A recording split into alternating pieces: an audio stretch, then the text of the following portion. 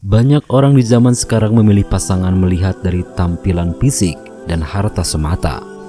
Padahal dalam Islam tidak diperbolehkan seperti itu.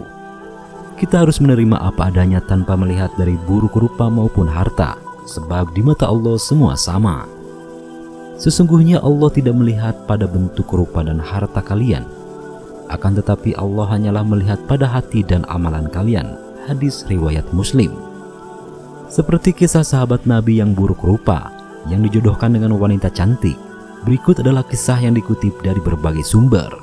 Dahulu ada seorang sahabat Nabi yang bernama Julaibib. Dia lahir di dunia tanpa mengetahui siapa kedua orang tuanya dan tidak ada yang mengetahui nasabnya. Bagi masyarakat di zaman itu, orang yang tidak memiliki nasab jelas merupakan suatu aib. Julaibib memiliki tampilan fisik bisa dibilang buruk rupa, sehingga karena buruk rupanya jarang ada orang mau mendekatinya. Julaibib adalah orang yang sangat bertakwa kepada Allah dan Rasul-Nya. Dia juga adalah salah satu prajurit perangnya Nabi Muhammad. Walaupun banyak orang mengucilkan dia, tapi tidak dengan Nabi Muhammad. Suatu ketika selesai menjalankan sholat, Nabi sempat memanggilnya, "Julaibib, tidakkah engkau ingin menikah?"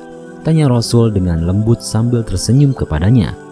"Siapakah orang yang mau menikahkan putrinya dengan diriku ini ya Rasulullah?" Jawab Julaibib sambil tersenyum. Lalu Rasulullah menjawabnya dengan senyuman. Julaibib menyadari dirinya tidak mempunyai apa-apa, dan menurut dia tidak ada seorang pun yang mau menikahkan anaknya untuk dia. Keesokan harinya, Nabi Muhammad bertemu lagi dengan Julaibib.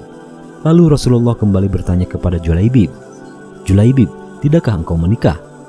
Dengan jawaban yang sama, Julaibib menjawab pertanyaan Rasulullah. Sampai pada akhirnya, Nabi Muhammad menarik tangan Julaibib dan mengajaknya ke suatu rumah pemimpin Ansor yang dikenal mempunyai anak yang sangat cantik.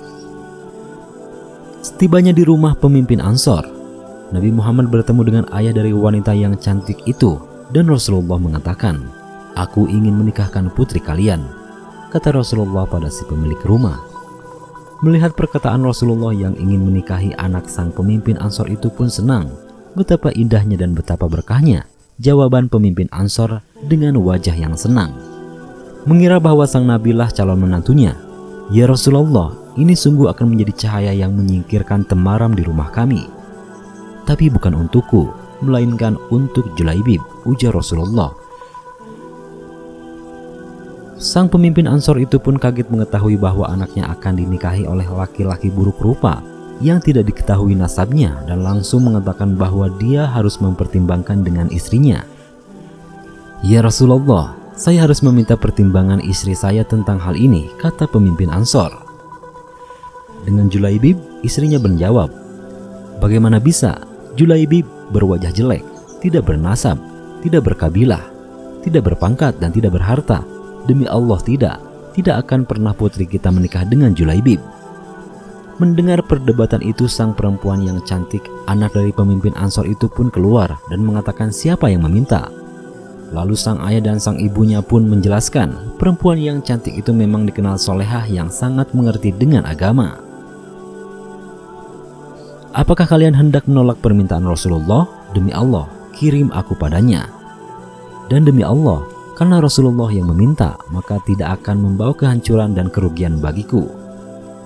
Perempuan solehah itu lalu membaca ayat yang artinya, "Dan tidaklah patut bagi lelaki beriman dan perempuan beriman, apabila Allah dan Rasul-Nya telah menetapkan suatu ketetapan, akan ada bagi mereka pilihan lain tentang urusan mereka. Dan barang siapa yang mendurhakai Allah dan Rasul-Nya, maka sungguhlah dia telah sesat, sesat yang nyata." Surat Al-Ahzab ayat 36.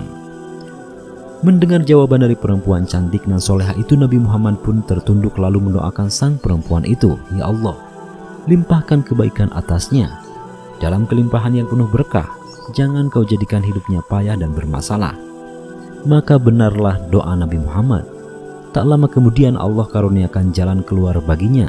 Kebersamaan di dunia ternyata tidak ditakdirkan terlalu lama.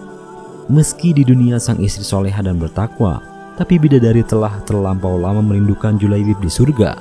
Julaibib, sahabat Nabi yang buruk muka, lebih pantas menghuni surga daripada dunia yang tidak bersahabat padanya.